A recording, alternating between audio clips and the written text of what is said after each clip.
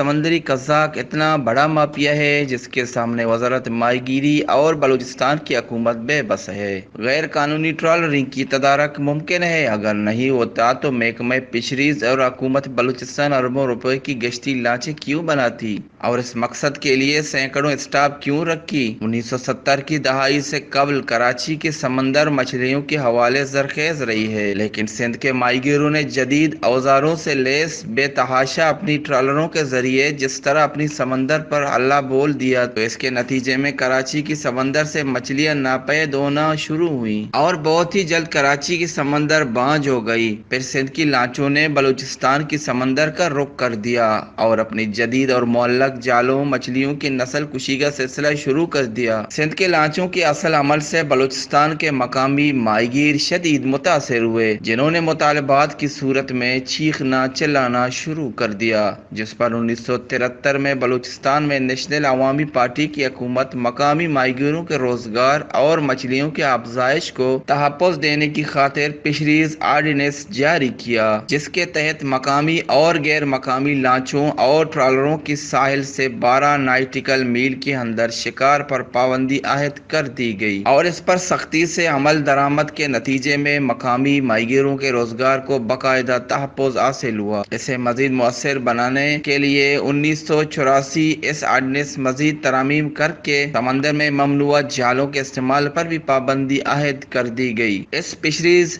Ordinance میں ترامیم کے بعد سندھ اور بلوچستان کے ماہی گیروں کے درمیان ایک تنازع پیدا کرنے کی کوشش کی گئی، لیکن فریقین کی دور اندیشی سے یہ مسئلہ حل ہو گیا۔ اس کے بعد مافیا اور سازشی عناصر نے اپنی حکمت عملی تبدیل کی اور محکمہ فشریز کو رشوت کی شیرنی چٹانے کے لیے کوششیں تیز کر دیں اور بالآخر ٹرالر مافیا اپنے مقاصد میں کامیاب ہو گئی اور وزارت فشریز نے ٹوکن یعنی پرچی سسٹم کو رواج دیا۔ ٹرالر مافیا محکمہ فشریز کا ہاتھ گرم کر کے ٹوکن لے کر جدید آلات اور اوزاروں کے ساتھ سمندری حدود کی خلاف ورزی کے ساتھ ساتھ بلوچستان کی ساحلی علاقوں میں آزادانہ طور پر اور دیدہ دلیری غیر قانونی ٹرالرنگ کا سلسلہ شروع ہوا، جو آج تک جاری ہے۔ محکمہ فشریز نے اس کی تدارک کے لیے اربوں روپوں سے گشتی لانچیں بنوائیں اور ساتھ ساتھ سینکڑوں عملان بھی تعینات کیا، لیکن اس کا نتیجہ صفر ہے۔ اس وقت گوادر، جیونی، اورماڑہ اور پسنی کی ساحلی حدود میں بڑے پیمانے پر غیر قانونی ٹرالرنگ کی یلغار جاری ہے